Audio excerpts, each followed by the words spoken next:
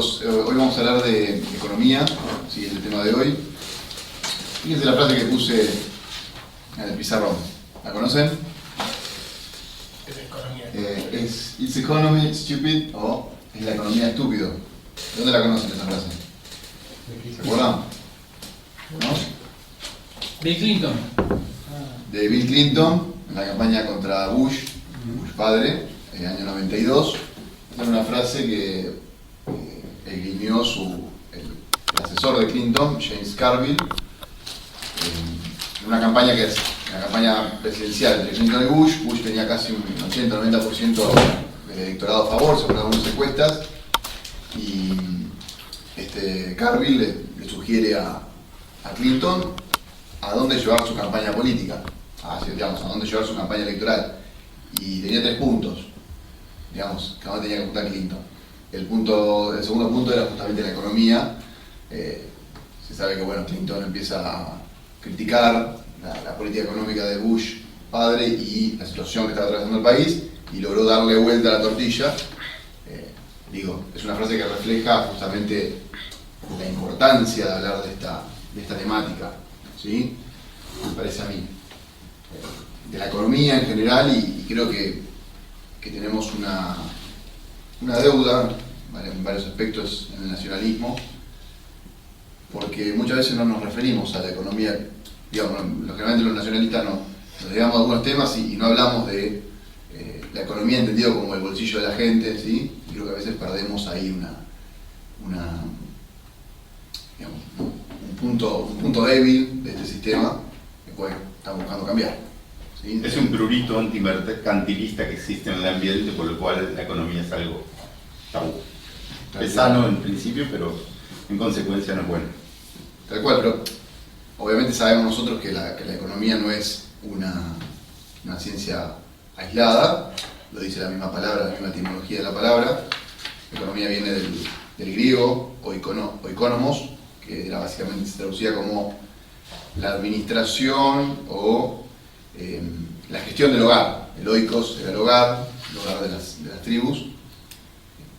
La economía significa la administración del hogar, o sea, es la administración de los recursos, de los disponibles para la supervivencia de la tribu, que podemos traducirlo como la economía como la ciencia que estudia la mejor manera para hacer que la comunidad sobreviva y viva y se desarrolle, ¿sí? Entonces, la economía no es algo abstracto, como hoy en día hablan los liberales, sino que la economía desde su origen está orientada a un fin, o sea, es una ciencia orientada a un fin, y el fin es la comunidad, ¿no? Para los griegos era la tribu, después la polis, y para nosotros la economía su fin es la comunidad, ¿sí? Es decir, tiene una orientación puntual, un objetivo, ¿sí? Eso parte de la base. Luego, posteriormente, ¿no?, esta idea de la economía como la ciencia que administra los recursos en favor de una comunidad es lo que luego se denominó economía política, ¿sí? Pero nosotros tenemos que entender la economía como como una herramienta de la política en favor de administrar los recursos para el bien de una comunidad, ¿sí? No podemos pensar en una economía política sin pensar en la comunidad, ¿sí? No podemos pensar en una economía que es simplemente una ciencia en favor de un determinado grupo de la sociedad o un determinado individuo de la misma, sino que es en favor de todos y del desarrollo de todos. Por esto también digo que es una ciencia, digamos, subordinada a un objetivo, porque la economía, o digamos, entendida para nosotros como esta ciencia que administra los recursos en favor de la comunidad, tenemos que pensar también para elevar a la comunidad, no solo materialmente, sino también espiritualmente, moralmente, y que obviamente eso es en beneficio de los desarrollos individuales. Una comunidad que crece gracias a una economía bien orientada implica necesariamente individuos bien desarrollados, ¿sí? En todos los aspectos, en aspectos materiales como aspectos trascendentales, ¿sí? Cabe también destacar esta idea de, que ya lo decía Perón, y que parte justamente de la definición de la economía, porque nosotros cargamos con este bagaje de la idea de una economía libre, una economía entendida como una ciencia distinta de la política o separada de la política, y es algo erróneo. Ya lo decía Perón, él decía, la economía nunca ha sido libre, ¿no? O la controla el Estado en beneficio del pueblo, en beneficio de la comunidad, o la hacen los grandes consorcios en perjuicio de, ¿no? O sea, ya incluso en nuestra doctrina tenemos esa base de que la economía tiene que estar orientada a la comunidad, ¿sí? Recuerdo que la clase pasada, la clase de Enrique y de Johan, habían hablado de política, y lo cito porque es interesante. Enrique planteaba que la política, lejos de ser un producto de la modernidad, la política entendida como el arte de lo posible, lejos de ser entendida como un producto de la modernidad, es algo que nace con el hombre, ¿sí? Nace con, digamos, desde las primeras comunidades humanas, siempre está esta idea de la política como digamos, el arte de hacer que una comunidad sea fuerte o no, el arte de hacer que una comunidad superviva o no, el arte de convencer a las personas para ir a un fin, ¿no? Bueno, y la economía también. Nosotros pensamos que la economía es algo, generalmente pensamos que es algo de la modernidad o de la contemporaneidad, y no es así. Nace ya desde las primeras comunidades humanas, se piensa aparece la idea de una economía, más allá de que no aparezca el vocablo, el término, ¿no? Me gustaría hacer a mí una breve explicación de cómo llegamos a nuestra idea, que es la tercera posición, ¿sí? Cómo nace un poco esta cuestión, pensado obviamente en términos económicos. Luego Alejandro va a hablar un poco de una economía más moderna, más contemporánea. Yo me voy a referir un poco a algo más sencillo y más básico, justamente el origen, quizás podemos decir, de los problemas de la contemporaneidad en términos económicos.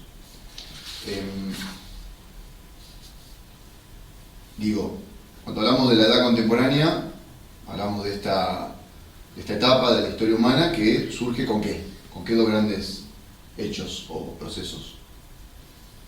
Revolución Industrial y Revolución Francesa. Ahí podemos buscar, digamos, el origen de los grandes problemas de la contemporaneidad, es decir, de nuestra época, ¿sí? Creo que en eso estamos todos de acuerdo. Pero previamente a eso, ¿sí? Yo creo que a lo largo de toda la historia de la humanidad, los distintos pueblos, digamos, más allá de las diferencias y más allá de los distintos, no sé, podemos tomar como por ejemplo un pueblo X, digamos, no sé, la sociedad feudal europea o un determinado reino. Yo digo, previo a la Revolución Francesa, previo a la Revolución Industrial, lo que primaba como economía era lo que podemos denominar una suerte de economía comunitaria. Quizás no en el sentido consciente, porque ellos no hablaban de esos términos, pero sí que existía, y eso se puede comprobar, que había siempre una lógica dentro de una comunidad, una lógica de orientar la administración de los recursos en favor de la comunidad. Lo podemos ver, no sé, desde las comunidades incaicas en América, ¿no? Los famosos aylus y los sentidos ellos tenían las lógicas de redistribución, de reciprocidad, que hacían que en el término de una comunidad, de un pueblo campesino, los bienes circulen, ¿no? Y la economía de ese pequeño pueblo circulen en beneficios de todos, ¿sí? Y por ejemplo era el cacique el que administraba las tierras y las distribuía de acuerdo a la necesidad de cada familia. Más cercanos a nosotros, pensamos yo pienso siempre en el modelo de lo que es la economía premoderna, que es la sociedad feudal, ¿no? La sociedad feudal era una economía totalmente distinta a la que pensamos hoy en día, ¿no? Lo que se conoce como la economía preindustrial, las sociedades preindustriales, las sociedades tradicionales. Estas sociedades, por ejemplo, obviamente a diferencia de hoy en día, eran de base rural, de base campesina, ¿no? La mayoría de las personas eran campesinas, y si uno analiza cómo era la economía de una familia campesina, encuentra la palabra del autoconsumo, ¿no? Las familias producían como unidad económica lo que necesitaban, o por lo menos la mayoría de las cosas que necesitaban para su subsistencia, ¿sí? Luego, en el término de una pequeña aldea campesina, se generaba lo mismo, es decir, un autoconsumo agrandado, ¿sí? Y generalmente la política, es decir, el feudo o el rey, lo que hacían era básicamente asegurarse de que esas lógicas comunitarias, ¿sí? Subsistan. De ahí que, por ejemplo, yo pienso ¿qué era un buen rey? Un buen rey era un rey que respetaba las tradiciones, era un rey que respetaba y que no avasallaba con impuestos a las distintas comunidades. Digo, pasó previo a la Revolución Francesa, cuando la corte del rey quiso aumentar los impuestos, ¡pum!, se le armó el quilombo en París. Un mal rey justamente era eso, básicamente, el rey que quizás generaba más cargas sobre la comunidad que debía proteger, ¿no? Así hablando siempre en términos generales. Y yo esto que dije que existía como una suerte de noción de una economía comunitaria, una noción de que la economía de un lugar o de un país o de un reino tiene que tener como objetivo el beneficio de toda la comunidad.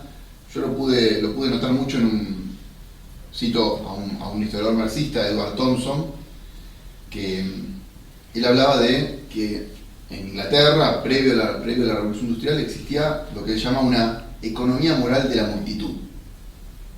Él le dice economía moral de la multitud, te lo traduzco con palabras nuestras, sería una economía de la comunidad, porque le dice multitud para no usar la palabra comunidad, porque sabemos que previamente al capitalismo, para el marxismo no hay clases sociales, sino que hay multitudes, ¿no? Y él detecta que previo a la lógica del capitalismo había una economía moral. ¿Y a qué se refiere con esa economía moral? Él nota que ya fines del siglo XVIII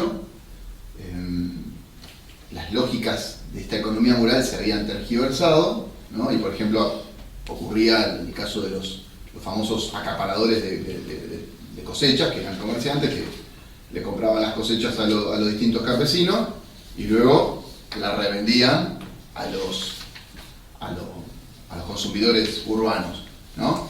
Y ya los consumidores urbanos en ese momento surgían protestas porque esas lógicas de acumular, ¿no? Y de acumular trigo, por decir un ejemplo, y venderlo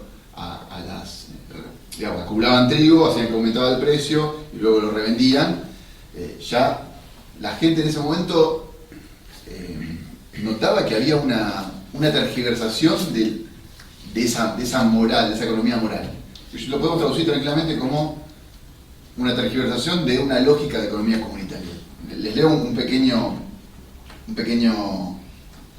texto que Edward Thompson reproduce, ¿no? Él reproduce un texto de esa época, hablando justamente de que ya en mediados del siglo XVIII, o principios del siglo XVIII, algunos comerciantes o futuros capitalistas bregaban o pedían la libertad de la economía, que la economía se libere de esa moral que tenía la gente. Y escuchen lo que le respondía la gente. La gente les decía: no puede decirse entonces que sea la libertad de un ciudadano o de uno que vive bajo la protección de alguna comunidad. Esa es más bien la libertad de un salvaje. Por consiguiente, el que se aproveche de ella no merece la protección que el poder de la sociedad proporciona, ¿no? Como diciendo, vamos a ver ahora que algunos de los problemas de la contemporaneidad, pensamos en el capitalismo, surge cuando ciertos individuos abrogan por una libertad económica por fuera de las lógicas de la economía comunitaria, es decir, de la economía al servicio de un todo. Y bueno, eso le respondían en el principio del siglo XVIII un grupo de urbanos, ¿sí? de población urbana. Digo, previo a la modernidad había una lógica de economía comunitaria, ¿sí? Que hoy en día prácticamente creo que no existe, ¿no? Luego de 300 años de capitalismo es lógico que sea así. Entonces decía, bueno, yo creo que hay a lo largo de toda la historia humana una noción de una noción de economía comunitaria en muchas partes del mundo, ¿no? También es una cuestión suena mal, pero de dialéctica o de tensiones, como digo.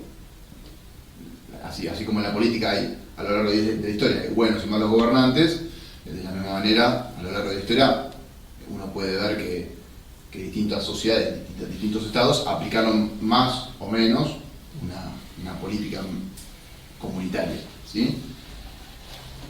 Y la gran ruptura, creo yo, que es la revolución industrial, ¿sí? Ahí surge, podemos decir que ahí surge el capitalismo como lo entendemos hoy, ¿sí? Es decir, como una economía orientada al lucro y orientada, o mejor dicho, lo que Marx llamaba modo de producción capitalista, que cambia totalmente las reglas de lo que era la economía comunitaria previa a la revolución industrial.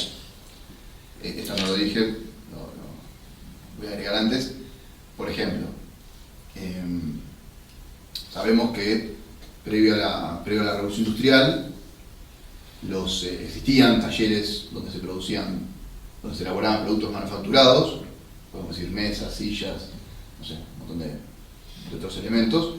Era el famoso taller medieval, taller artesanal, ¿no? Donde la lógica de la producción era totalmente distinta al modo de producción capitalista. ¿Por qué? Porque el taller funcionaba como una comunidad en sí misma, una comunidad de producción y de consumo, donde en términos de Marx, los medios de producción, las herramientas, el lugar, son del taller, no de una persona en particular, y los miembros del taller, digamos, trabajan en conjunto produciendo de manera artesanal y, digamos, aprovechándose de esa riqueza que genera el taller. Obviamente eran comunidades jerárquicas donde existía un jefe artesano que tenía mayores conocimientos y un aprendiz, pero la lógica era que el taller funcionaba como una comunidad en sí misma, una comunidad de producción, una comunidad de consumo. Y eso se va a desplomar, a destruir con la revolución industrial y también en Francia con la revolución francesa. Primero porque la industria, en la revolución industrial, digamos, con todo el avance tecnológico va a básicamente dejar atrasado dejar atrasado no es una mala palabra, digo, va a dejar un poco, va a vencer con el apoyo de las fuerzas políticas al taller artesanal y va a ganarle la competencia económica, ¿sí? De ahí sale el modelo de producción capitalista, que es la típica fábrica, ¿no? Donde tenemos un dueño de los medios de producción y que tiene maquinaria, que tiene un montón de insumos, de materia prima, y contrata una mano de obra, una fuerza de trabajo asalariada, ¿no? Y ahí ya vemos el germen de un modo de producción que podría haber sido otro, pero que es el modo de producción capitalista y que tiene en sí mismo la raigambre de una cierta explotación y tiene en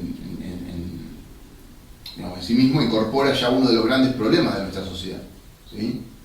En esto me estoy basando en el libro con la economía comunitaria de Mayet, donde él detecta o él dice que el modo de producción capitalista es un modo de producción, digamos, poco natural, ¿no? ¿Por qué?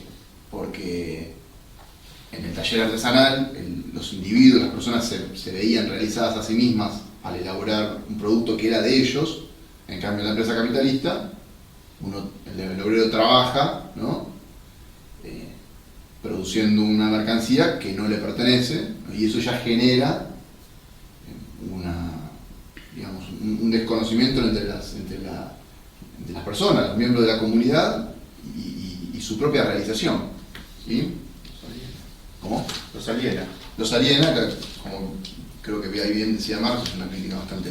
Eso es lo que yo quería decir, que el primero que lo detecta todo eso y lo denuncia, aprovechándose de ese problema, es Marx.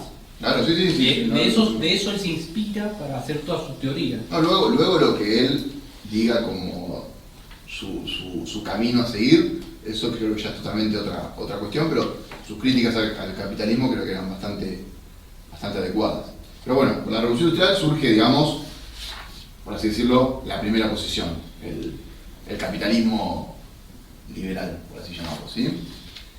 Que tiene en su modo de producción este gran problema de la alienación, y sumado justamente a que en Inglaterra, por decir un ejemplo, quienes van a gobernar Inglaterra, ¿no? A partir ya del siglo XVII, es una oligarquía que se encuentra reconocida en los intereses de los grandes capitalistas, es decir, los dueños de la fábrica, ¿sí?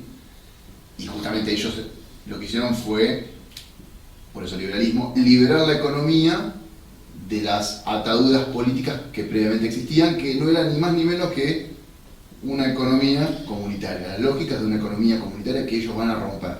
Ellos van a liberar la economía de la política, ¿sí? Van a liberar la economía de ese fin, la economía pensada en términos nacionales, de esos fines que tuvo que siempre haber mantenido como propios, que es la economía en beneficio de la comunidad, ¿sí? De toda la comunidad. Ahí surgió justamente esa primera posición. Todos sabemos que en un primer momento las condiciones laborales, las condiciones de vida de esa gran población que va a aparecer con la Revolución Industrial, digamos, los obreros, la clase trabajadora, vivían en una situación de chantaje, digamos, muy, ¿cómo decirlo? Eran esclavos salariados. Eran esclavos asalariados, tal cual, ¿sí? Un chantaje por parte de los patrones y de la clase política, eso es lo peor de todo, de la oligarquía, y eso fue cambiando, ¿no? Con un cierto reformismo capitalista, ¿no? Pasamos de un chantaje a una cierta mirada paternalista que empiezan a tener los políticos, donde empiezan a beneficiar ciertos reclamos lógicos de los trabajadores ante la ausencia total de regulación social producto de la Revolución Industrial, ¿no? La Revolución Industrial rompe básicamente con la sociedad tradicional y crea una sociedad nueva en la cual había una ausencia de normas sociales, o por lo menos ausencia de normas en favor de la mayoría de la sociedad. Pasa a ser un sujeto político el trabajador. Cuando antes era el pueblo, una estructura social, era el sujeto político, pasa a ser el obrero un sujeto político en sí. Como individuo. Se rompe la comunidad y nace la sociedad. Claro, se divide en clases y esa clase pasa a ser un sujeto político, mientras que antes era la comunidad el sujeto político. Claro. O en la comunidad organizada peronista debería ser el sujeto político de la comunidad, ni siquiera el trabajador. El trabajador sí, es parte importantísima y basal de la comunidad, pero realmente el sujeto político es la comunidad organizada, no el trabajador en sí. Como un todo. Como un todo, claro. Vos habéis hablado de la moral. Se saca la moral. Digo, la usura financiera pasa a ser usura de la empresa. Usura legal, claro, lo vemos en el caso de la usura que se legaliza. Vos fíjate que todo lo que era financiera empiezan a bancar las empresas de barcos y todo eso. Respecto de esto de la comunidad organizada, ahí es interesante lo que justamente plantea de Maillet, aunque ya me adelanto un poquito. Él decía, bueno, la comunidad organizada es justamente una comunidad de pequeñas comunidades jerárquicamente organizadas, ¿no? El trabajador es la persona, su familia es la primera comunidad, ¿no? Su empresa es una comunidad, así tendría que ser creo que nuestro modelo, ¿no? La familia es una comunidad, La empresa es una comunidad, en el sentido de Mayé, es una comunidad un poquito más grande, así integraría un gremio, ¿no? Y el gremio integraría a la nación, que es la comunidad en sí, siempre bajo un mismo, una misma doctrina rectora, ¿no? Eso es lo que vamos a buscar nosotros como tercera Un posición. conductor en común. Un conductor y una doctrina Claro. que conduce Sí, claro. a todos hacia el mismo lugar, hacia el mismo puerto. Al calor de este chantaje surge obviamente la lucha de clases, ¿no? Yo creo como una reacción lógica ante la explotación, y bueno, ahí va a aparecer la que conocemos como la segunda posición económica política, que es justamente el marxismo, ¿no? No hablemos de socialismo, hablamos de marxismo, que va a ser la segunda gran respuesta política en el siglo XX con el comunismo, ¿sí? Ellos plantean no justamente una vuelta a esa economía comunitaria que existía antes, sino que de hecho Marx elogiaba a la burguesía por ser esta.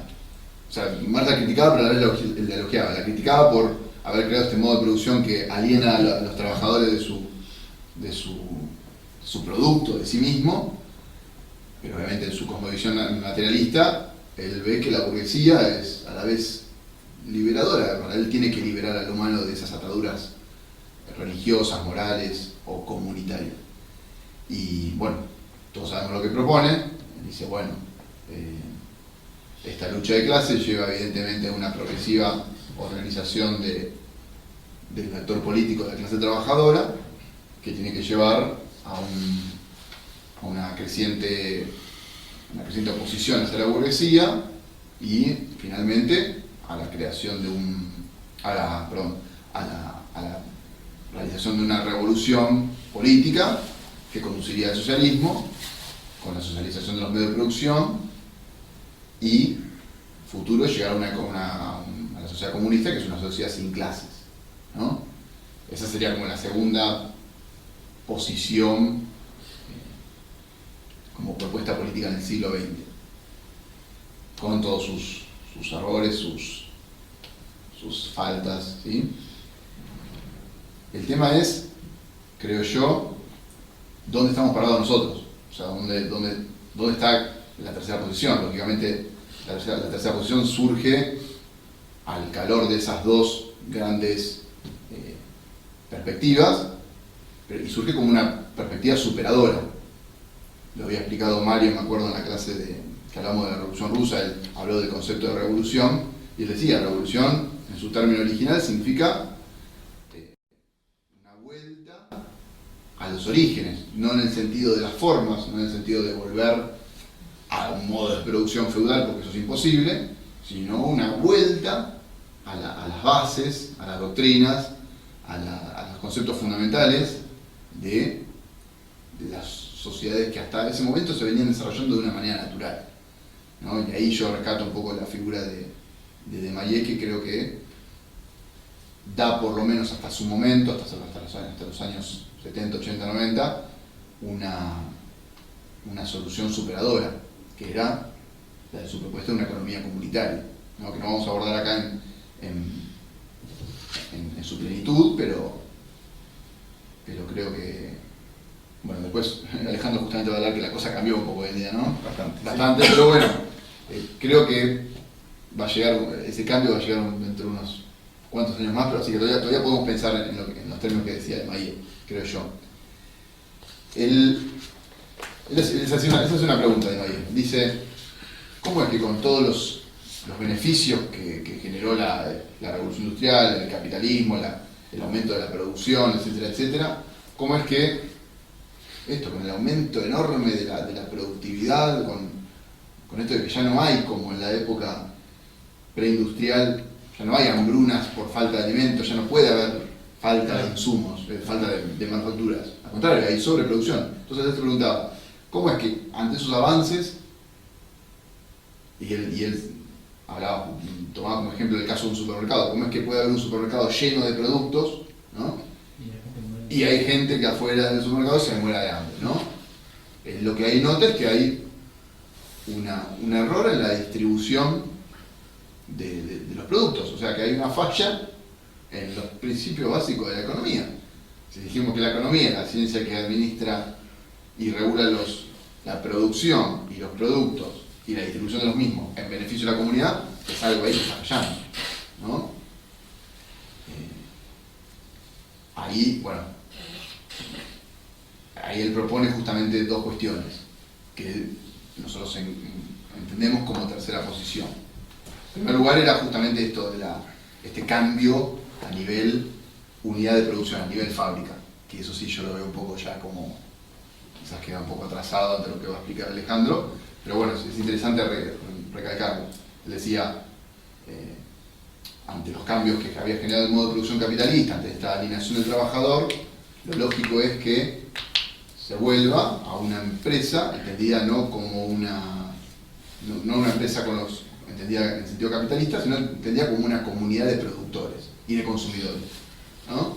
Donde los integrantes de la empresa, que son propietarios, que la empresa es propietaria de los medios de producción más allá de los individuos que la atraviesen a lo largo de su historia, producen, ¿no? Elaboran un producto para un mercado, pero al ser ellos miembros de esa comunidad y de esos medios de producción, ellos son partícipes no solamente de las ganancias de la empresa de por sí, sino del mismo proceso de producción, del mismo trabajo, ¿sí? Que como para nosotros creo que todos estamos de acuerdo en que el trabajo, ¿no? Para uno mismo es el trabajo que dignifica. Entonces él veía ahí una solución a estos problemas que habían ocurrido en el capitalismo, que es que la gente no está disconforme, obviamente, en trabajar para otros. Entonces la solución era eso. Yo siempre hice una similitud con lo que ocurrió en los 90, los 2000, con el tema de las empresas recuperadas y las empresas, las cooperativas de empresas, que fue un movimiento que encima quien agarró la bandera de esas empresas fueron básicamente los trotskistas, pero uno ve la lógica de la empresa recuperada y es un poco la lógica de la empresa comunitaria, más allá de que no está inserta en una economía, en un contexto de una economía comunitaria, pero la empresa funciona de esa manera. Es una empresa donde los dueños son los mismos que trabajan en la empresa y trabajan produciendo un producto, es de ellos y lo venden y la ganancia se distribuye entre todos. Lástima que nosotros nunca hay una similitud entre esos dos fenómenos, pero lastimosamente fueron otros los que se hicieron cargo de ese creo yo, logro, ¿no? Y la otra cuestión que reclamaba, que propone de May es justamente lo que nosotros quizás sí estamos más de acuerdo, que es la elaboración de una política económica a nivel nacional que busque de nuevo orientar la producción, orientar la distribución de esa producción y el aprovisionamiento de materias primas en favor de la comunidad. Lógicamente después nos queda plantearnos a nosotros o preguntarnos cómo se hace eso, ¿no? Cómo se llega, qué política económica particular podemos aplicar para hacer que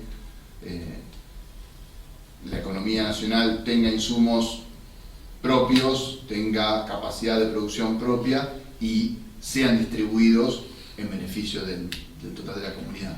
Y a la vez, otro problema que es sí contemporáneo es el tema del trabajo, ¿no?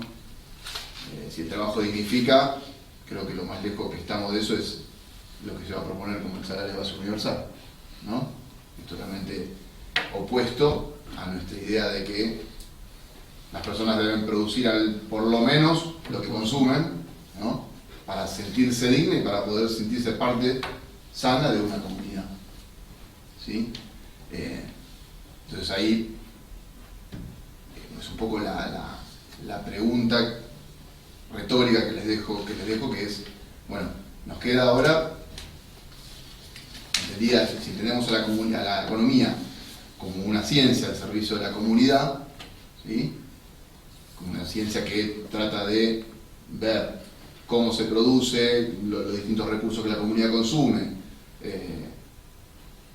cómo producirlos, cómo produce la misma gente, o sea, cómo se inserta la gente mediante el trabajo a la producción de esos productos y cómo se distribuye. Bueno, lo que nos queda pensar a nosotros es cómo hacemos para llegar a esa economía comunitaria, qué políticas concretas.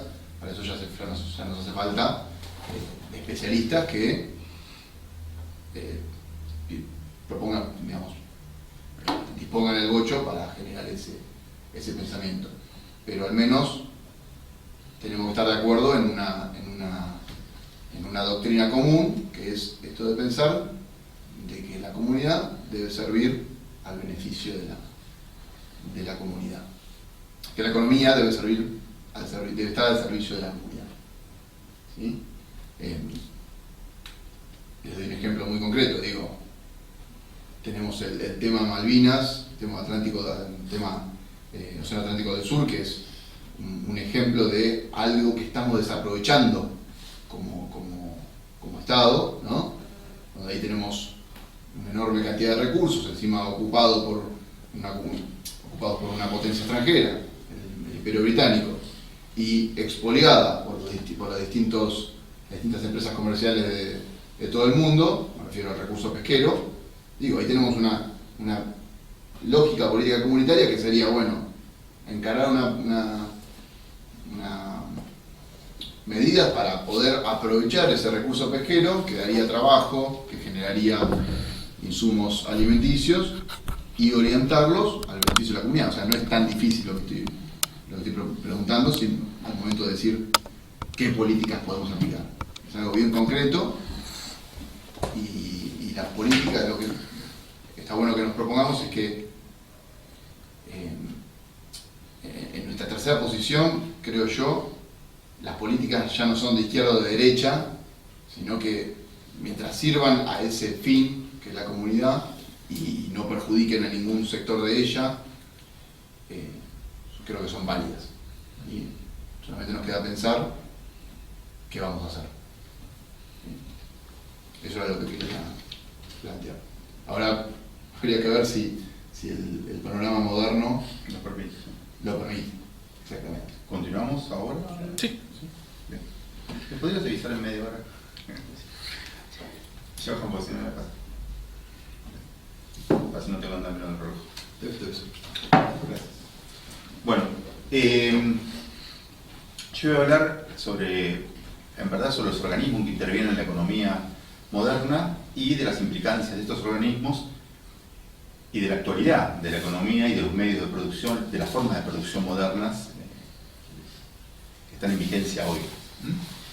No voy a referirme extensamente sobre si bien los voy a nombrar casi telegráficamente, los organismos más importantes, porque ya hay otro video donde está eso referido, y para no ser repetitivo y poder enfocarme más puntualmente en la temática, voy a pasar bastante por arriba esos temas. Pero bien, los voy a nombrar, ¿no? ¿Por qué? Porque la economía de los países ya no es una economía, hace tiempo, no es una economía atómica, no es una economía puntual de un país. Es decir, el problema de un país no es la economía, o sea, los problemas económicos de un país no son los problemas económicos de un país, sino son los problemas de un contexto en el cual ese país está en relación. Cualquier medio de producción, cualquier sistema productivo moderno que no sea el de Corea del Norte, para decir algo, necesita de interrelaciones con otros actores económicos de orden internacional. Con lo cual, estos otros actores actúan mediados por sus propias políticas, por supuesto. Lo que se ha producido en todo esto es una ruptura, como bien decía Juan Ignacio, entre la economía y la política. Es decir, la economía va por su parte, con el viejo sueño liberal de independizarse de la política. Entonces la economía, al revés, como Fayet decía, la economía no es el destino, ¿no? Los liberales han puesto a la economía como destino del hombre. Y estos actores, o algunos de estos actores que vamos a nombrar, o voy a nombrar hoy, actúan dentro de lo que el peronismo recogió como la sinarquía, ¿no? Un término que tiene una data que es más antiguo, pero bien en el contexto que nos movemos fue acuñado por el profesor Lisandro, ¿no? Y fue continuado por Perón, o fue apropiado por Perón de alguna forma.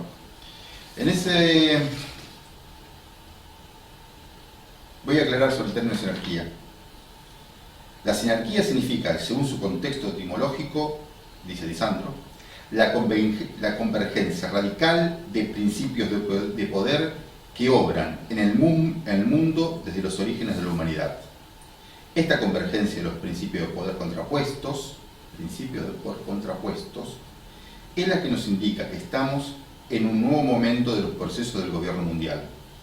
Porque esto no ha ocurrido en el nivel de las logias iluministas del siglo XVII y XVIII, ni en las revoluciones del siglo XIX. Ocurre en cambio a nivel del siglo XX, después del proceso de liquidación que significan las guerras mundiales, dice Lisandro. Y Perón lo continuaría en el 68, en la hora de los pueblos. El capitalismo y el comunismo soviético no son sino dos de ellas aparentemente contrapuestas, pero en realidad, de verdad, perfectamente unidas y coordinadas. Para comprobarlo, basta recordar 1939, cuando se aliaron para aniquilar a un tercero en discordia representado entonces por Alemania e Italia. No es menos elocuente lo que sucedió en la conferencia de Yalta, en la que ambos imperialismos se ponen de acuerdo y coordinan sus futuras actividades de dominio y explotación. Pero es que todo tiene que internacionalizarse alrededor de ello, lo que, en último análisis, es el triunfo del internacionalismo comunista, la masonería, el sionismo, las sociedades internacionales de todo tipo. No son sino consecuencias de esta internalización del mundo actual.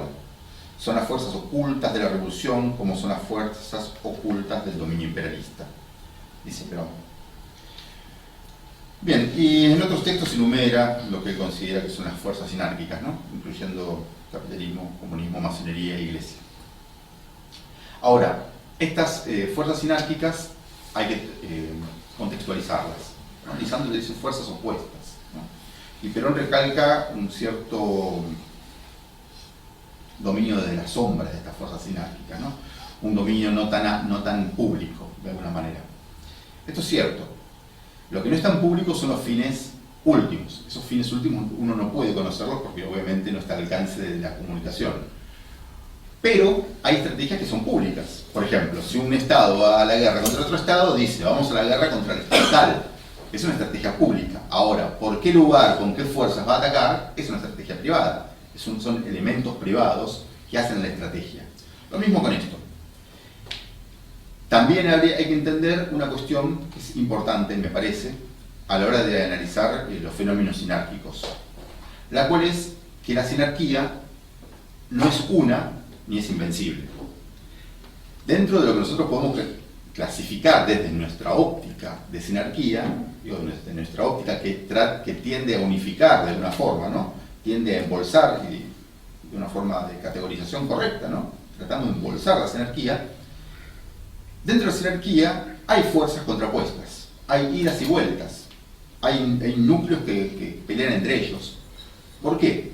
Porque si nosotros entendemos, como hay ciertos sectores de la población mundial que entienden la sinarquía como un todo incontestable, vamos a casa. Vamos a casa porque cualquier operación que trate de hacerse puede ser sospechosa de ser sinárquica. Entonces, si uno habla de A o habla de B, corresponde un plan secreto de sinarquía por el cual podemos llegar hasta el infinito con las suposiciones sobre algo. Por lo menos por salud mental nos conviene darnos cuenta y entender de que la sinarquía no es incontestable y que la sinarquía no es monolítica. Con lo cual, también dentro de ese interjuego de elementos, nosotros podemos actuar. Podemos actuar porque justamente no es monolítica, ni tampoco ni incontestable. Entonces, en esos espacios que se abren entre ellos, es donde se puede atacar. Esas brechas donde se abren. Si nosotros queremos la monarquía como algo monolítico, estructural y súper poderoso, proyectero, vámonos a casa, no hay nada que hacer. Ahora, ese es el pensamiento del derrotado, ¿no? De la persona que ya aceptó la derrota frente a sus fuerzas. Elementos contundentes, o organismos contundentes de la sinarquía, lo que nosotros podemos entender como una sinarquía, es el famoso CFR, ¿no?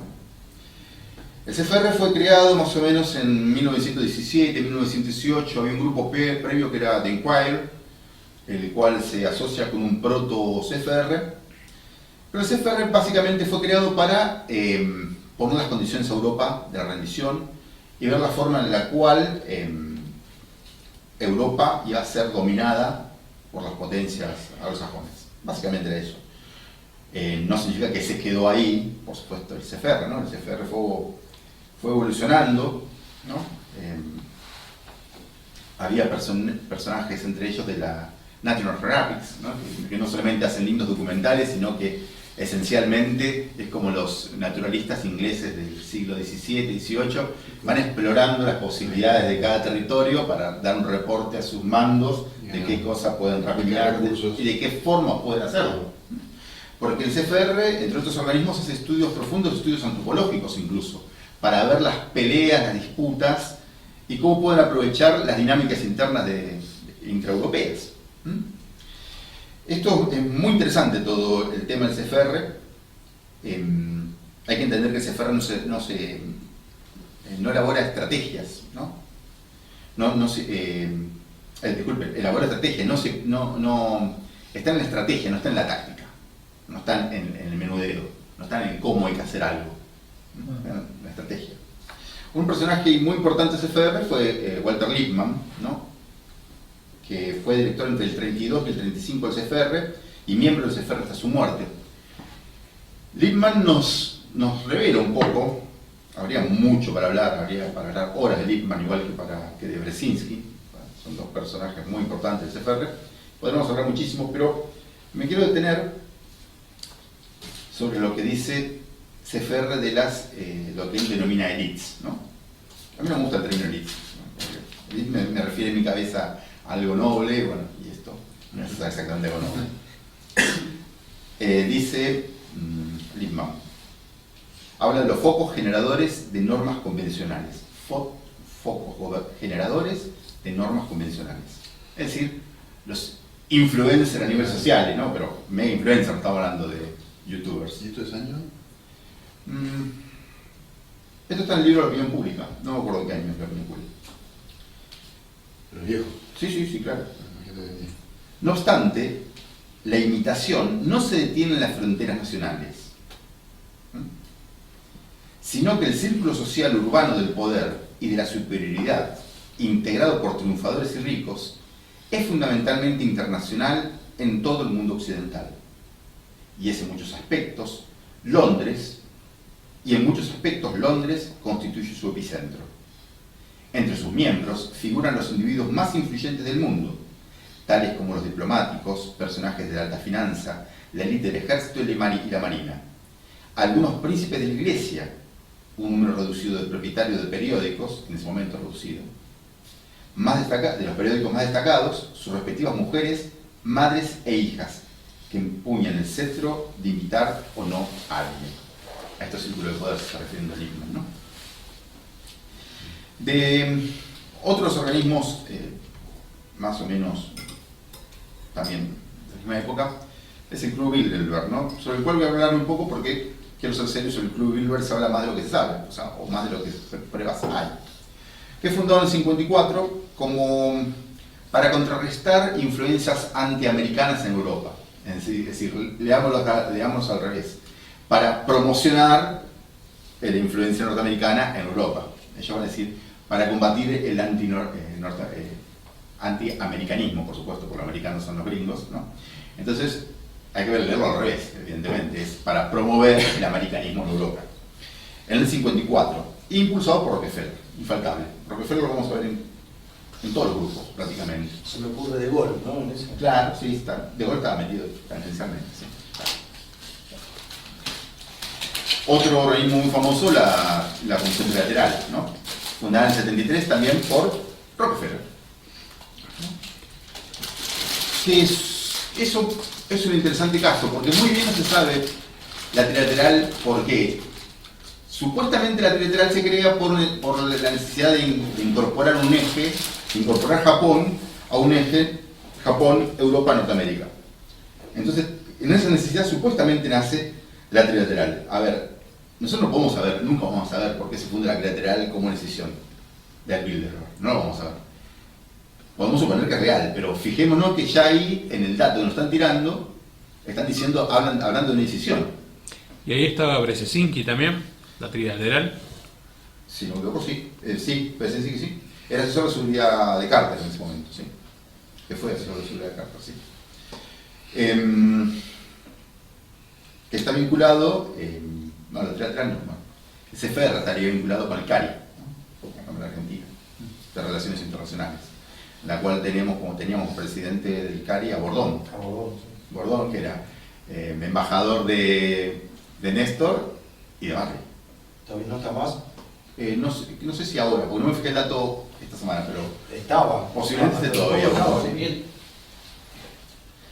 Bien, otro instituto famoso, el Royal Institute of International Affairs, que es del 20, es un instituto que se crea paralelamente al CFR, es por el mismo contexto. Uno es creado el CFR por las fuerzas norteamericanas y operando con agentes de la CIA, o sea, con el que sería jefe de la CIA era una persona que trabajaba en el CFR. Y el británico es el RIA, sería su contraparte británica, pero estaban en conjunto. Actuaron en conjunto para definir cómo iba a ser el mapa de Europa después de la Primera Guerra Mundial. Y nos vamos acercando un poco más a la actualidad, el Club de Roma, fundado en el 68. El Club de Roma, en Italia, fundado en Italia, ¿no? Es un club, un organismo enfocado en la ecología. Ya en esa época, y es lógico que sea en esa época, sobre todo la ecología tenía mucho furor. Si leemos el mensaje de Perón famoso sobre la ecología, tenía mucho furor porque había un estatus de la opinión pública sobre la superpoblación. Entonces, en el contexto de la superpoblación, sale la píldora anticonceptiva, es verdad, sale antes, ¿no? Pero bueno, toma auge en toda esa estructura psicológica, social, ¿no? La superpoblación y las armas nucleares. Que son los dos, se me ocurre así rápidamente, dos ejes importantes que había que estaban vinculados con la ecología. Y dicen, bueno, Perón dice, ¿no? En 72. Creemos que ha llegado la hora en que todos los pueblos y gobiernos del mundo cobren conciencia de la marcha suicida de la humanidad que ha emprendido a través de la contaminación del medio ambiente y la biosfera, la dilapidación de los recursos naturales, el crecimiento sin freno de la población y la sobreestimación de la tecnología, y de la necesidad de invertir de inmediato en la dirección de esta marcha a través de una acción mancomunada internacional. Ese es parte del mensaje de Perón en el Congreso Ecológico. Y ahí nomás se crea el Foro Económico Mundial en 1971, del conocido Klaus Schwab. Bien. Sobre este nos vamos a detener un poco más, ahora a continuación.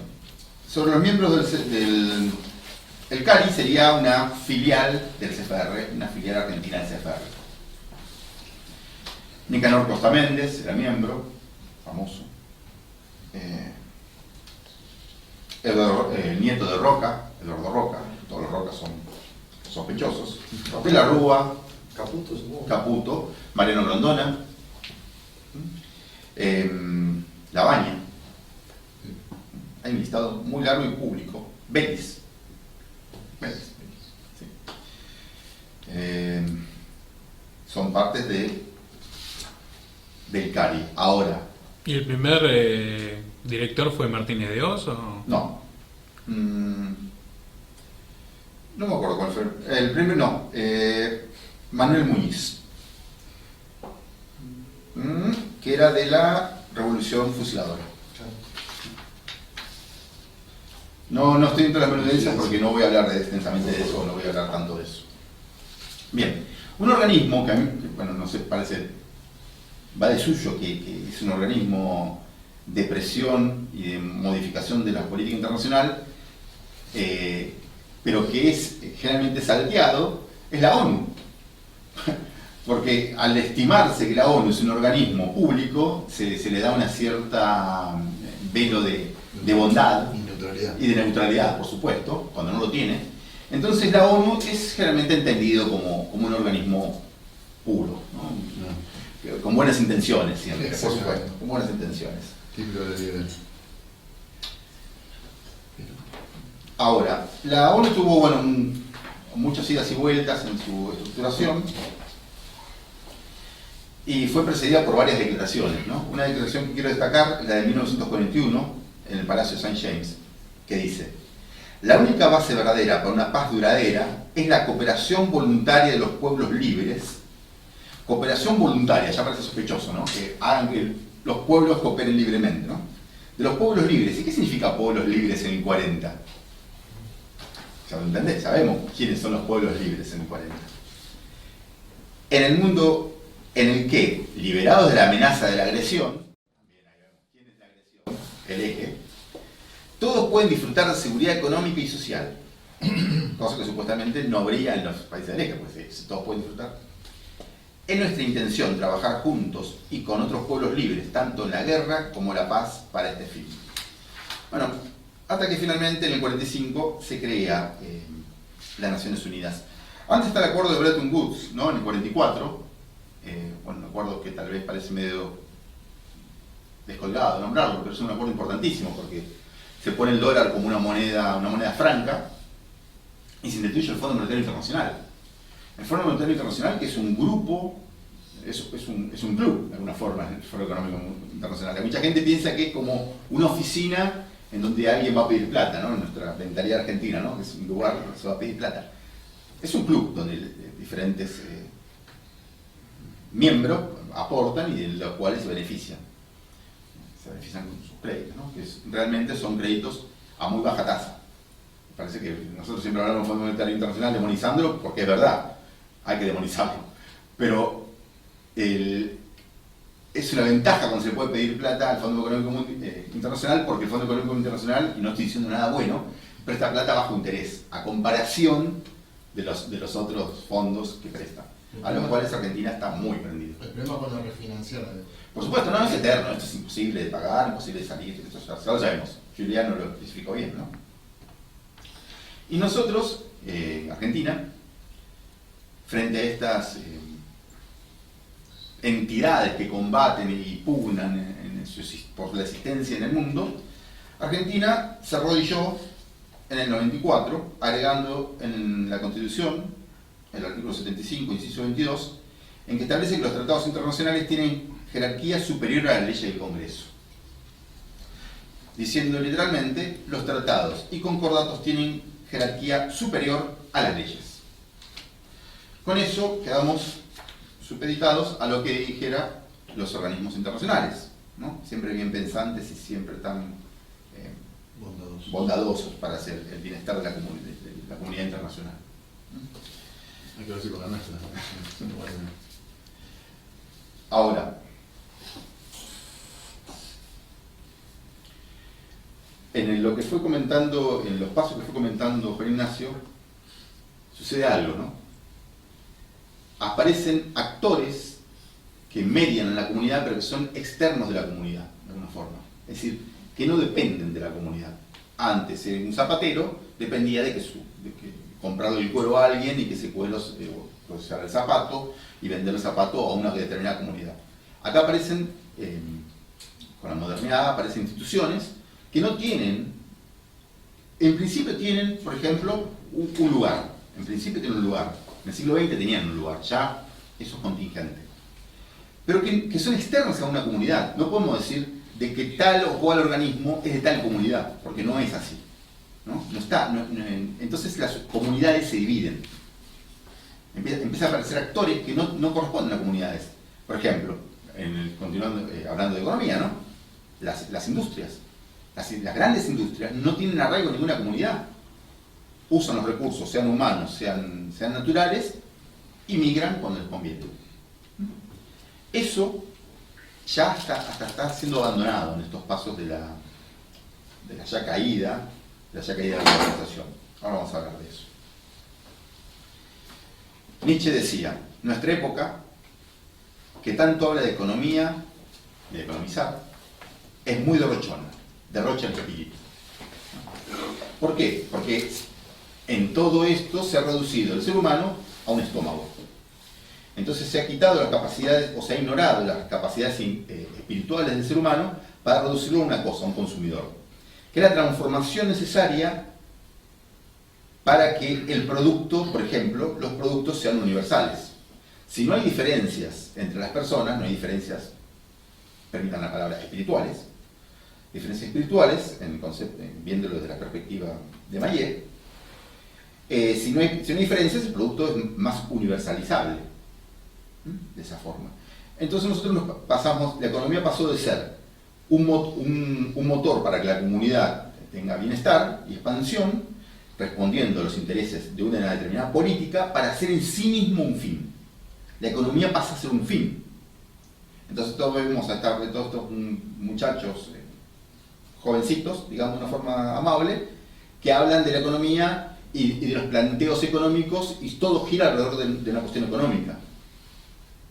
Como Nietzsche decía, vos querés ser libre, ¿libre para qué? Decía, bueno, lo mismo, ¿no? Vos querés una economía, ¿economía para qué? ¿Para qué querés eso que estamos hablando? De lo que estamos refiriendo.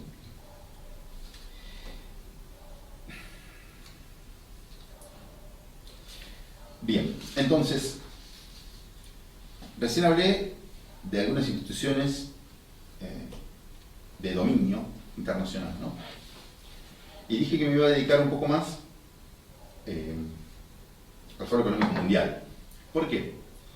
Porque el Foro Económico Mundial, si bien todos son importantes, otra cosa, no podemos hablar de que esta cual persona pertenece al Fondo Económico Mundial y no pertenece a... No, son cuestiones infantiles. En el poder es algo infantil eso. El poder va a llamar a quien necesite cuando lo necesite para lo que necesite. No va a andar viendo si es de un grupo o de otro, no sé qué, a no ser que choque sus intereses o los intereses de la persona representada con los intereses propios del grupo, por supuesto. ¿Se entiende? Ahora, una de estas personas tan importantes es la famosa Ana Botín, de Santander. Exactamente. Una de las mujeres más influyentes del mundo. En el 19, el 3 de septiembre del 19, se reunió con el entonces candidato Alberto Fernández. Luego se reúne, porque se conocen desde hace 20 años, ahí está. Alberto Fernández y Ana Botín se conocen desde hace más de 20 años, en la época en que el candidato a presidente, en ese momento, se desempeñó como superintendente de seguros de la Nación. Durante el gobierno de Carlos Menem y el Grupo Santander operaba la firma Orígenes, con todos los negociados de gas. El Joint Bank lo propone a Fernández como candidato. y rompen y ahí se privatiza toda la banca. Y seguros, acá que ese seguro hipotecario. En noviembre del 19, ya como electo, Fernández se vuelve a reunir con Ana Botín y creo que es la misma semana, o no quiero exagerar que fue el primer día de gobierno de Alberto Fernández, pero lo que sí es verdad que con la primera persona del ámbito internacional que se reúne es con Ana Botín, con la primera. Bueno, uno puede decir, bueno, esto es una cuestión conspiranoica casi, ¿no? Porque que se reúna con Ana Botín, ¿qué implica? No podríamos decir, no implica nada. Ana Botín en su generosidad y amabilidad le había dado 500 millones de dólares ya prestados a Argentina. Que las malas lenguas dice que Alberto Fernández tenía un ministro de Economía en mente y vino a Botín y le dijo no, Martín Sí, Guzmán. eso se dijo en su momento, sí. Las malas lenguas dicen eso. Se dijo eso en su momento, correcto. Bien. Entonces, hay una de las cosas que moviliza a Ana Botín, entre otros, ¿no? Por supuesto. Ana Botín es la que prologa en castellano la cuarta revolución industrial de Schwab. Ella lo prologa, no es cualquiera la que la prologa. Y voy a puntualizar algunas cositas muy salteadas porque si no tendremos que dedicar muchas horas a esto. Por ejemplo, la huella de carbono, que está de moda ahora. La huella de carbono, el Santander fue el BBVA, fue el primer banco del mundo en poner una huella de carbono, una calculadora de carbono para sus clientes. La huella de carbono es la supuesta cantidad de emisión de CO2 o de gases de efecto invernadero que una persona produce. Los pedos que se tiran. Sí, exactamente. Ojo, yo recuerdo muy bien las revistas norteamericanas, yo leí cuando era joven, en el 78, que sacaban metano de las vacas poniéndolo en los colectores de metano. O sea, esto ya venía desde hace rato. Bueno, el BBVA fue el primero en sacar esta calculadora. Y después, primero lo había puesto para los grandes clientes, luego en el 2021 para todos los clientes. Y el BBVA se adhirió como miembro fundador a la plataforma Global Carbon Place. Ahora vamos a eso. ¿Qué es Carbon Place? Carbon Place es una plataforma por la cual uno puede intercambiar créditos de carbono. Esto lo vamos a ver también con energía y vamos a ver con otras cuestiones. ¿Qué significa? Que si, por ejemplo, Juan Ignacio quiere viajar en avión y el avión es uno de los más contaminantes, el avión deja X carga de huella de carbono, supongamos una huella de 10, supongamos para decir algo, ¿no? Y Juan Ignacio ya viajó varias veces en avión este año y no tiene créditos, X créditos para poder viajar, Juan Ignacio le puede comprar a Johan, que nunca viajó, y si no fuera Johan, que nunca va a viajar, por esto mismo, por este mismo mecanismo, los puntos para que, a través de Carbon Place, para que Juan Ignacio pueda viajar. Entonces somos todos iguales, menos el que tiene la plata para comprar al otro sus créditos. Y los vuelos de cabotaje se van a eliminar. Sí, ahora voy a hablar de todo eso, pero el turismo en sí se eliminó. El turismo murió con la pandemia. Sí, hay turismo, tal vez parece exagerado lo que estoy diciendo, pero no es el turismo como nosotros teníamos antes, la posibilidad que había. No está como conocíamos, tal cual. ¿Por qué? Porque se están creando formas paralelas a lo que voy ahora. Esto, no casualmente, está en los Objetivos de Desarrollo Sostenible, la Agenda 2030. En el punto 13, que dice: adoptar medidas urgentes para combatir el cambio climático y sus efectos. Entonces, la emisión de carbono, y tiene toda una larga explicación, pero la emisión de carbono pasa a ser un arma política. Porque uno puede amenazar a empresas o estados. A ver, si uno tiene dentro de un estado una empresa que es muy importante, amenazando a esa empresa de, por ejemplo, sancionándola económicamente, está afectando al Estado. Es bastante lógico esto. Por ejemplo, ¿cuál fue? Trump está lejos de ser un santo. Está lejos de ser un santo. Muy lejos de ser un santo. Ahora, ¿cuál era el problema con Trump? Trump representaba el capital industrial, mientras que Biden representa el capital financiero. ¿Por qué? A lo que nosotros, o a lo que las sociedades del mundo van tendiendo, es a la sublimación de lo material hacia la inmaterialidad.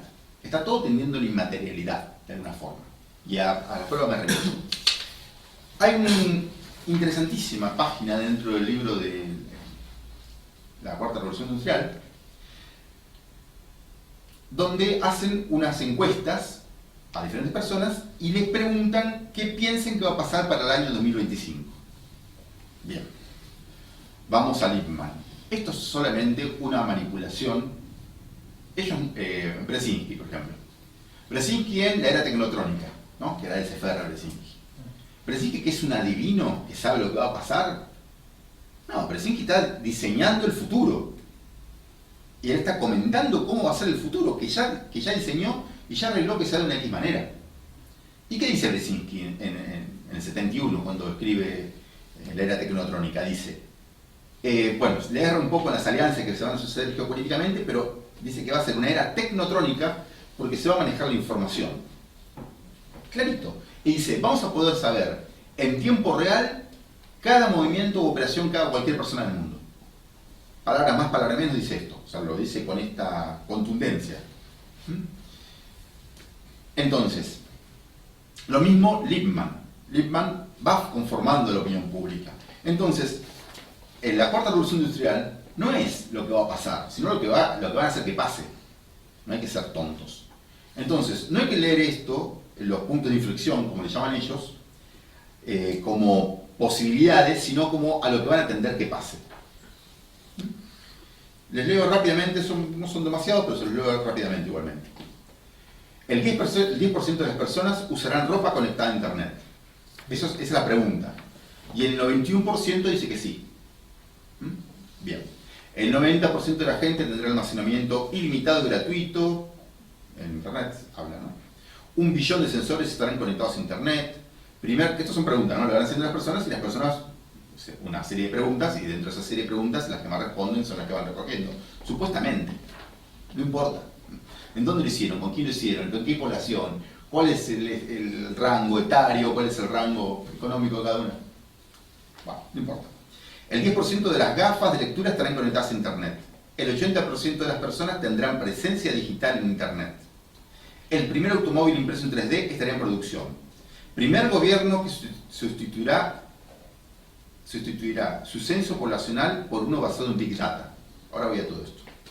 Primer teléfono móvil implantable disponible comercialmente. El 5% de los productos de consumo estarán impresos en 3D. El 90% de la población utilizará teléfonos inteligentes. El 90% de la población tendrá acceso regular a Internet. O si no, puede usar el teléfono inteligente. Los automóviles sin conductor serán el 10% en todas las carreteras de Estados Unidos. Primer trasplante de un hígado impreso en 3D. ¿No le suena todo esto a vivirás? No tendrás nada y serás No tendrás nada y serás feliz. Claro. El 30% de las auditorías corporativas serán realizadas mediante inteligencia artificial. Ahora voy también a eso. Primera vez que un gobierno recaudará sus impuestos utilizando blockchain. Esto es para el 2025, ya se hace. Desde el año pasado, El Salvador recauda en blockchain, o sea, en Bitcoin, digamos, un tipo de blockchain. Pero sí, a Buenos Aires empezó este año. Claro. Ah, Otro ítem. Más del 50% del tráfico de Internet en los hogares será por electrodomésticos y dispositivos. Eso es lo que llama el Internet de las cosas, el IoT. O IoT. No. En general, habrá más viajes en vehículo compartido que en coches privados. Primera ciudad con más de 50.000 personas que no tendrá semáforos. ¿Por qué? Porque los autos se manejan inteligentemente. El 10% de los productos del Producto Interno Bruto Global se almacenará en tecnología blockchain. Bitcoin, como le decimos comúnmente. Blockchain es una tecnología de la cual Bitcoin es una forma, ¿no? Primera máquina de inteligencia artificial en una junta directiva. 45%. Bueno, ya pasó este año. A todo esto voy a... Bueno, no todo, sino algunos puntos.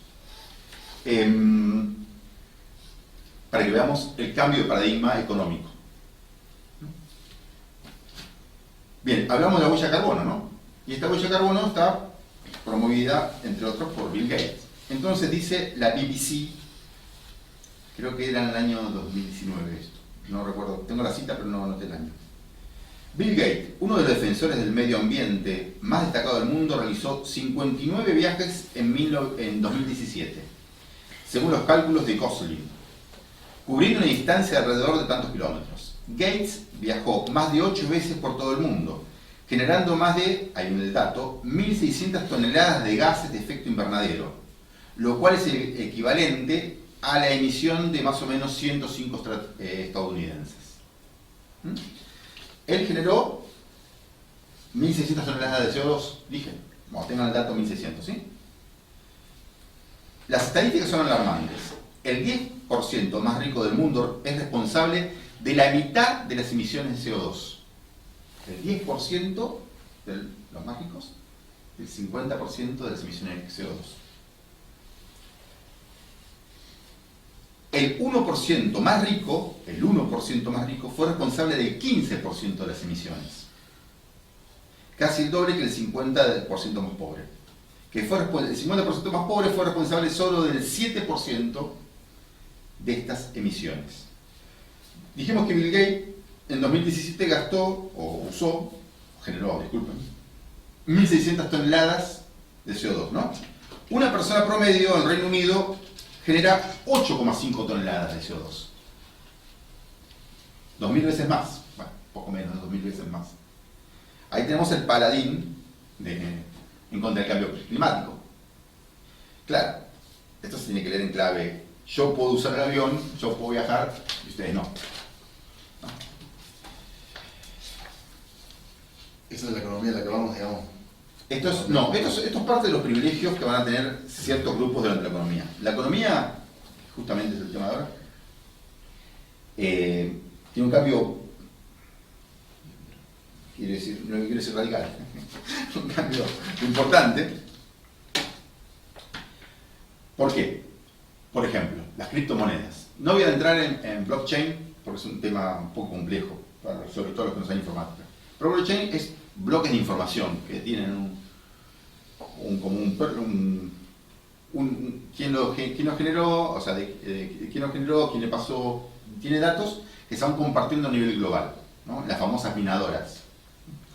Las famosas minadoras, en el caso del Bitcoin, se van guardando esos datos que son una base de datos distribuida de la información de quién es el poseedor de esa moneda.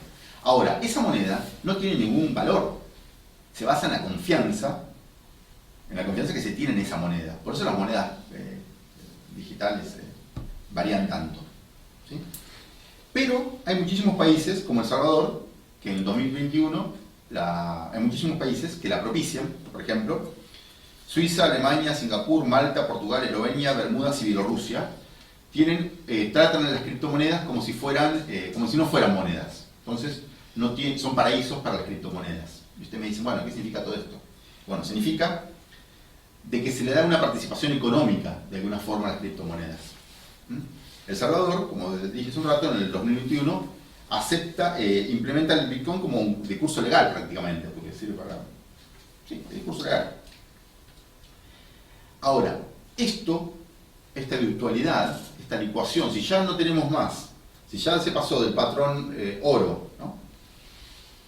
Si se pasó a un patrón de confianza en las monedas tradicionales, en las monedas artificiales como este patrón ya se rompe completamente.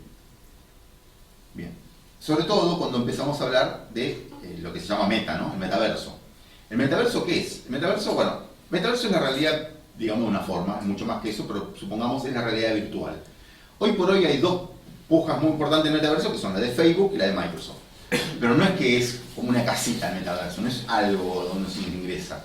Uno ingresa, por ejemplo, productos del metaverso de Microsoft con determinadas gafas y determinada indumentaria, puede acceder a determinados recursos digitales. Pero me explico, no es una cuestión estanca, no es algo que está en un lado. Una cuestión, está en la red esto. Pero la oportunidad del mercado, según Bloomberg, del metaverso es de 800.000 millones para el 2024. 800.000 millones de dólares. La deuda argentina es 266.000. La que se calcula, que se puede calcular, digamos, ¿no? Por supuesto no se puede calcular, ya sabemos. 266 contra 800. Miren la oportunidad de negocios que es el metaverso. Por eso no son tontos las empresas y están poniendo muchísimo de dinero. Por ejemplo, Microsoft este año compró en 67.000 millones de dólares Activision Blizzard. Es la que produce Counter-Strike, Candy Crush, todo eso la compró Microsoft. 67.000 millones de dólares. Los estudios de generación de videojuegos. Exactamente, Activision. porque lo quieren para usar esos recursos, personas, know-how, como se dice, para hacer un pie más fuerte en la realidad virtual. Fíjense la inversión. Ya había comprado a Bethesda, otra compañía de juegos, en 7.500 millones, pero ahora gastó 67.000 millones este año. Microsoft se compró, Nokia, LinkedIn,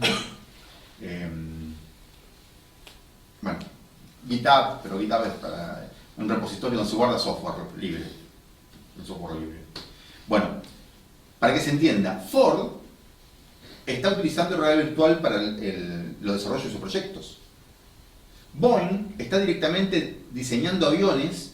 Boeing hizo, en un proyecto de 15.000 millones de dólares, 15.000 millones de dólares, lo está llevando a través de conexión al metaverso, es decir, por conexiones de realidad virtual. ¿Por qué? Porque Boeing decía que los mayores problemas que tenían eran el diseño. Las fallas que tenían, tuvieron con un famoso bien hace poco, eran fallas de diseño. Entonces, había que optimizar los procesos de diseño, para los cuales los diseñadores pueden estar ahora en cualquier lugar del mundo, conectarse a la red y diseñar en conjunto en esa red. Se hace trabajo en equipo virtualmente. Y esto no es en el futuro, esto no es dentro de 500 años, esto es ahora, ya pasa. Ahora, hay que tener un poco de sentido común. Si estas personas invierten estas cantidades monstruosas de dinero en esto, no es para perder dinero. Personas, digo, estas corporaciones, no son para dinero, porque saben que van a ganar mucho más. Y si ustedes no están convencidos, ellos nos van a convencer de que ellos tienen que ganar mucho más. Claro, porque si alguien que no está convencido de que este es el futuro, ellos van a hacer que el futuro sea ese. Me explico, ¿no? No hay que ser muy inteligentes para eso. Ahora, en la época en que Brzezinski escribe La Era Tecnotrónica, Brzezinski comenta varias cuestiones acerca de la capacidad que tenían los satélites para recuperar datos. Estamos hablando de los 70, ¿no? Para recuperar datos, para saber cosas, para ver cosas, digamos, protocolar, digamos, sin mucho protocolo, ¿no? Para ver cosas y saber cosas. A eso, a medida que fue creciendo y los sistemas de inteligencia, el famoso Echelon por los años 2000, después el sistema Prince, con el cual se espió Europa y tuvo un escándalo, tuvo un affair famoso, esos sistemas de recolección de datos masivos tenían el problema de que la tecnología todavía no estaba tan madura como para poder procesarlos de una forma rápida. Es decir, había toneladas de información de alguien, pero no había la capacidad de procesarla. Y ahí es donde aparecen Las computadoras cuánticas. No solamente, ¿no? Aparecen los sistemas de inteligencia artificial, machine learning y todo eso, para procesar el Big Data, que se llama en informática, el Big Data para manejar grandes volúmenes de información en poco tiempo. Eso es posible, ese gran manejo de información, ¿por qué? Por los procedimientos de inteligencia artificial. Ojo, hay sistemas que aprenden y sistemas que, ustedes sabrán que hay ahora pinturas por inteligencia artificial, no sé si las vieron. Esas pinturas crean cosas que no existen. No es que siguen un proceso que un humano le explicó. Un humano antes le decía, bueno, agarrá el bolígrafo, destapalo, poner a mano así, moverla de tal forma para escribir. No. Los sistemas van viendo la forma, a través de una gran capacidad de proceso, la forma de ensayo y error hasta lograr el objetivo. Bueno, no sé, lo agarro así no anda el bolígrafo, porque está al revés. Bueno, hasta que detecta que tiene que agarrarlo así. Bueno, ahora lo destapo de acá, no, lo destapo hasta el otro lado. Hasta llegar al resultado que es escribir. No sé si entienden, pero es un cambio radical en el concepto de la inteligencia de la computadora. No es poca cosa eso, créanme. La empresa china, NetDragon, también de videojuegos, la empresa china NetDragon de videojuegos alimentó, tiene un humanoide virtual alimentado por inteligencia artificial y lo puso como director ejecutivo este año. O sea, es una empresa famosa porque hizo un edificio como la nave de Star Trek, por eso tiene cierta fama en el ambiente nerd. Y Tang Yu se llama, el humanoide. Es parte, hoy por hoy, de la dirección de la empresa. Recordemos la cuarta revolución industrial, que decía, primera máquina inteligente artificial en una junta directiva. Año 2025. Bueno, esto es 2022. 3 años antes ya está implementando lo que había, por supuesto no son videntes, están armando el futuro, o el presente. Bien, pero todo esto, no quiero ser demasiado extenso, pero todo esto necesita de varios componentes. Ya hablamos de la huella de carbono y cómo es una medida de coerción política. Pensemos cuando estaba Trump, todavía los medios informativos, si uno se dedicaba a buscar eso, eran muy agresivos para hacia Norteamérica por la política industrial que estaba llevando adelante, bla. Lo primero que hizo Trump salirse del pacto ecológico. Exacto. Lo primero que hizo. salió el pacto ecológico. ¿Por qué? Porque es una mala persona que quiere contaminar a los pingüinos. No, evidentemente. Porque Trump quería defenderse en su industria. El que teníamos enfrente es mucho más perverso, porque lo que quiere el de enfrente es dar poder a una cuestión inmaterial, a una entelequia, a un dios que ellos tienen creado, que se llama, bueno, economía. Una entelequia que se llama economía, al cual el hombre tiene que servir. Y esa entelequia, como un Baal, para los que son religiosos, como un Baal moderno, acepta cualquier sacrificio. Entonces, si hoy por hoy Europa pasa frío, pasa hambre o pasa lo que fuera, no hay problema, porque es por el bien de la economía. O sea, la economía no está encarnada en personas de carne y hueso, las cuales hacen un desarrollo de la sociedad. No, está encarnada en un lugar inalcanzable que en verdad es un numerito en algún contador, en una base de datos. Como un videojuego. Como tengo que jugar un videojuego, ¿qué es eso? ¿Qué ganaron? Nunca ganaron nada. En verdad es un numerito que va cambiando en una base de datos. Lo mismo con esto. No, te iba a decir que es un ente. Es un ente, literalmente es un ente. Ahora este ente, entre otras cosas que necesita, por ejemplo, para mantener toda esta supuesta ecología, porque no es ecología, necesita litio. Argentina, segunda reservas del mundo, después de Bolivia, de litio. Litio lo estamos regalando. Ahora pusieron un valor testigo, $53 por gramo, o sea, 53.000 la tonelada. El valor del mercado está en 68.000. No está tan mal Argentina, 53.000 a 68.000. Arrima. Está todo mal, digamos, Pero no está tan mal.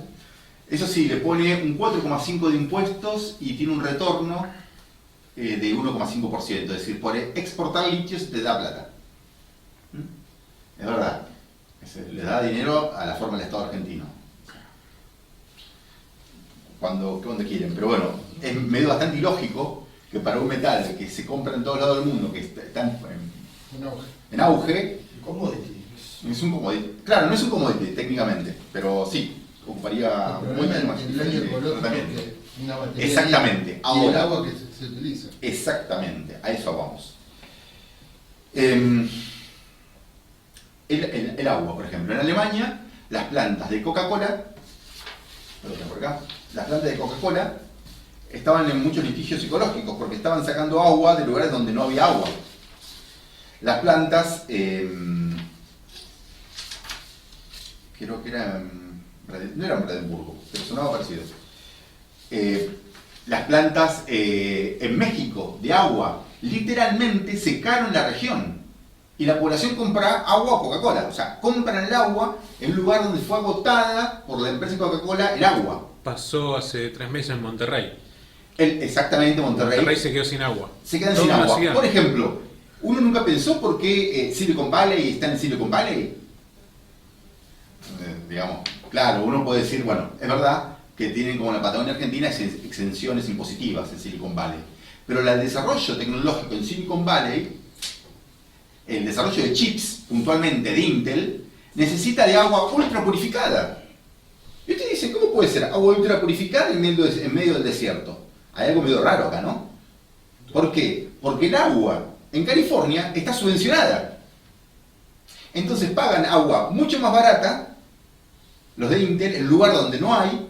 O sea, una subvención que está pensada para que la persona de a pie tenga agua en su casa, pueda bañarse, está siendo tomada por las empresas para la producción de chips en este caso. Y para la producción de una cosa digital que no tiene...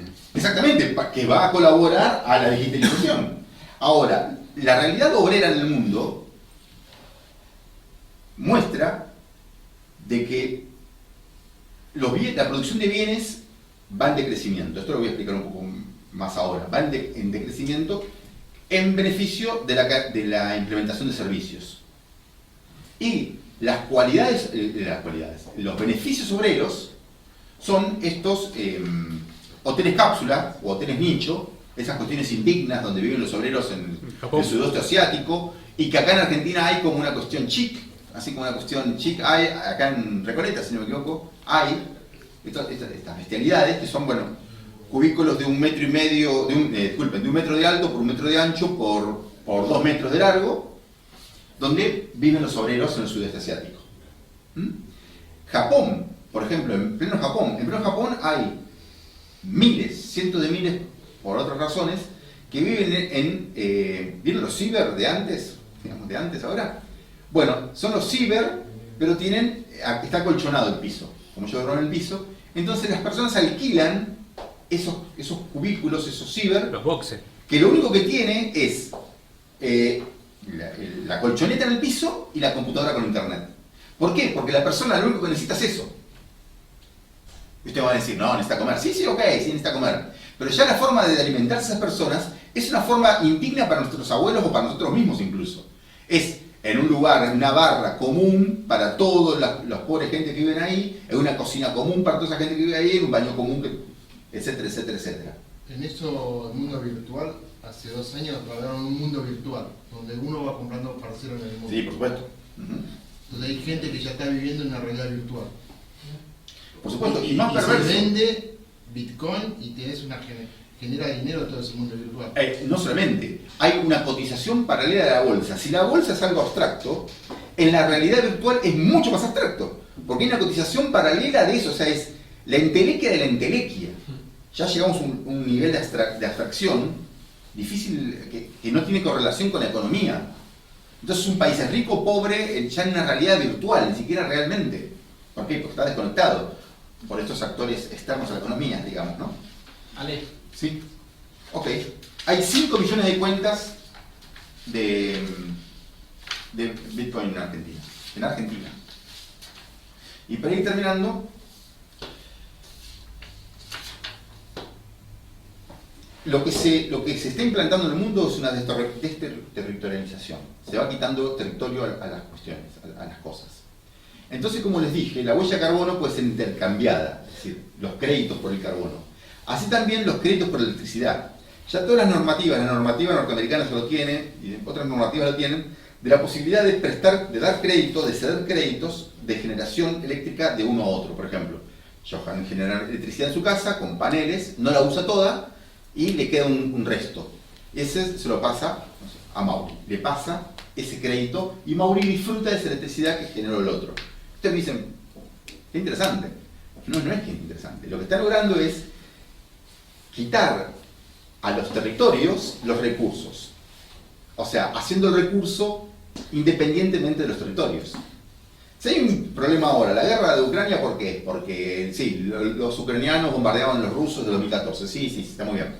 Pero el problema fue que el Nord Stream 2 lo cerró Alemania y no le dejó pasar el gas. Un gasoducto por el cual se podía pasar hidrógeno. El hidrógeno, para los que no sepan, es la forma moderna de pasar electricidad. Se hace electrólisis, se saca hidrógeno y se puede pasar por los ductos. Y se llevan barcos. Es la forma de transporte eléctrica, de una forma, porque luego eso se mete en una central, se quema, se genera una máquina térmica, se genera calor, se genera electricidad. ¿Me explico, no? Entonces, ¿qué están logrando con esto? Porque si hay un territorio y hay un recurso, petróleo, gas, hay alguien que va a defender ese recurso. Alguien que va a adueñarse de ese recurso y va a pelear por ese recurso para su comunidad. Ahora, si ese recurso, o si los recursos energéticos dependen no dependen de un territorio, no están localizados, cualquiera puede tener ese tipo de recursos energéticos. Y usted me dice, bueno, está bastante bien, sí. ¿Y cómo hacen con todos los subproductos de los hidrocarburos? ¿Cómo hacen con el azufre? ¿Cómo hacen con la nafta? ¿Cómo hacen con los plásticos? ¿Cómo hacen con las velas? ¿Cómo hacen para el betún de los zapatos? ¿Cómo hacen? Porque el petróleo no es solamente la nafta. El petróleo excede eso, es un bien material, bien tangible. Sencillo. Lo que se hace es, se prescinde de él. Se prescinde. Entonces, varias personas en un auto, los autos se alquilan, los productos mismos pasan a alquilarse, la ropa se alquila. Hoy por hoy, no es el futuro esto. Larry Fink, el CEO de BlackRock, nada más y nada menos, dijo de que la globalización ha llegado a su fin. Y usted me dice, ¿cómo que llegó a su fin la globalización? No, esta es la globalización, no. La globalización es la libre distribución de bienes y servicios. Entonces dice Fink de que ya no hay más globalización. ¿Por qué? Porque hay que ver muy bien a quién se le da un bien o un servicio. Para que no pase como con Rusia o que pase con China. China, que la metieron en la Organización Mundial de Comercio, ahora toda la Organización Mundial de Comercio depende de China. Y que no pase con Rusia. Que Rusia agarra y dice, va, bueno, no te vendo gas o no te vendo. Y que toda Europa dependa del gas ruso, por ejemplo, ¿no? Por ejemplo. Entonces, ese tipo de globalización, la globalización como ellos lo entienden, ha llegado a su fin. A pesar que esto que estoy diciendo a ustedes les parezca chocante, me dicen, no, la globalización, no. La globalización llegó a su fin. Es una etapa, el fin de una etapa. Es el fin del proceso. El fin de este proceso, que no significa el fin de todo. El fin de este proceso es que ya no hay más globalización. ¿Qué viene ahora? Y bueno, ahora viene una pauperización del mundo, una pauperización de Europa, principalmente, en la cual los bienes van a ser escasos y lo que van a sobrar son servicios. Ahora, ¿cuál es la solución de raíz de esto? Destruir el consumo, destruir la sociedad de consumo, decrecer, una palabra maldita para los economistas, decrecer, el decrecimiento. ¿Y eso significa vas a ser más pobre? No necesariamente. Va a haber una economía como cuando yo era chico, o acá el camarada Raúl era chico, en la cual las botellas se guardaban para el botellero, o las botellas de leche para el lechero, y la ropa de mis abuelos se me daba a mí, o se iba heredando la ropa y diferentes cosas. Ahora, ¿eso a quién realmente perjudica? Perjudica a la sociedad de consumo, el modelo antiguo. ¿Y a qué perjudica? Perjudica y ya termino, perjudica al modelo de hombre al que está apuntando, al tipo de hombre que está apuntando. Entonces, nacen todas estas cosas estrambóticas como la comida de gusanos, la comida que habrán visto todas las redes, estas cosas estrambóticas. ¿Por qué? Porque al ser humano hay que darle pienso, hay que darle afrecho, hay que darle una comidita como para que sobreviva. Pero mirá, tiene todas las proteínas, mirá, este gusano tiene todas las cualidades. ¿Cómo que querés un bife de costilla? El bife de costilla, ¿vos sabés la contaminación que genera una vaca? Muchos pedos. Es súper contaminante una vaca. Más allá de todo lo que fuera vegetarianismo, digamos, ¿no? Súper contaminante. Entonces tenemos que ir a comer de una cuestión que ni siquiera las tribus amazónicas comen de esa forma, porque tienen mayor pulcrum y sacrum que el hombre moderno. Entonces, esta es la forma económica, no del futuro, de ahora, señores. O sea, yo no estoy vendiéndole algo terrible ni que va a venir dentro. Ya está impuesta. En la Argentina vamos a tardar un poquito más por nuestra idiosincrasia, porque generalmente hacemos las cosas peor que en otros lugares, y las cosas no van a salir tan como ellos quieren por nuestra propia idiosincrasia. Pero nosotros jugamos con jugadores que juegan con estos mecanismos. O sea, el contexto mundial es este, no es otro. Hoy por hoy las poblaciones europeas viven empobrecidas, ¿para qué? Para que no comprarle gas a Rusia. Las reservas energéticas de España fueron donadas a Ucrania. Lo peor que lo hacen convencido. ¿Lo hacen convencidos en el bienestar de quién? Están beneficiando una entelequia que es la economía, a costa de las personas. El problema es la educación, ¿de dónde sale? Por supuesto, sí, esto es todo una maraña mucho más grande, porque el consumo, quita el consumo de la generación actual, si lo único que tiene es consumo. Lo que motoriza al hombre actual es el consumo. El trabajar para consumir, es eso. Entonces, si uno hace caer, quiere hacer caer el consumo, se va a enfrentar contra eso, contra un drama ontológico de la persona que se tiene que enfrentar con su propio ser. ¿Y qué soy? Y bueno, soy un ser un consumidor. Claro. Y no se va a enfrentar contra eso, porque tiene que renunciar a ese carácter para asumir otro carácter. Ahí está. Bueno, no quiero ser demasiado pesimista, pero en verdad esto es una oportunidad para países como Argentina, que tiene muchos recursos. ¿Por qué? Porque hay recursos que ellos van a necesitar y en los cuales en ese ida y vuelta podemos nosotros tomar, como país digo, ¿no? Tomar partido para posicionarnos de una forma lo más libre posible, o lo más libre posible digo, y no digo que va a ser posible una libertad absoluta. Van a pasar generaciones, si se hacen las cosas bien, van a pasar generaciones de aprender, de transmisión, de transferencia tecnológica, bla bla bla, para intentar sacar la cabeza. Para empezar a levantar un poquito la performance del país y empezar a pensar en soberanía. Pensar en atacar los barcos chinos con 28.000 barcazas armadas, como contó el otro día un conferencista, es una ilusión. ¿Armar Argentina? ¿Con el permiso de quién? Hay un montón de cuestiones en el medio. Sí, se puede entrar en el BRICS y comprar a Rusia armamento, por ejemplo, ¿no? No estaría en contra. Por ejemplo, que Argentina entre en el BRICS ahora simplemente para pedir plata. O sea, es así. Pensemos de que Massa en este último viaje lo que hizo fue negoció gas para Europa, para que Europa le compre menos a Rusia, o sea, arreglo con los yanquis, venderle gas a Rusia, a Europa, para que Europa compre menos gas ruso, y a su vez está pidiendo la entrada al BRICS. Es una locura la cuestión diplomática argentina, típico nuestra. Ahora, esto nos da la oportunidad de que en este contexto, tal vez, saliendo de la máquina de seriarnos del consumo, saliendo del consumo, nosotros podemos encontrarnos con la propia humanidad que somos. Nada más. Gracias.